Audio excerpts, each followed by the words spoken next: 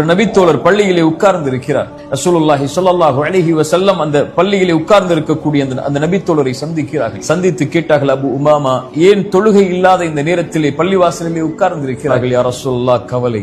யா ரசூலல்லாஹ், கடன் மிகைத்திருக்கிறது. என்ன? அபு உமாமா, இந்த வார்த்தையை எல்லா தொழுகைக்கு பிறகும் சொல், எல்லா நேரங்களிலும் சொல்.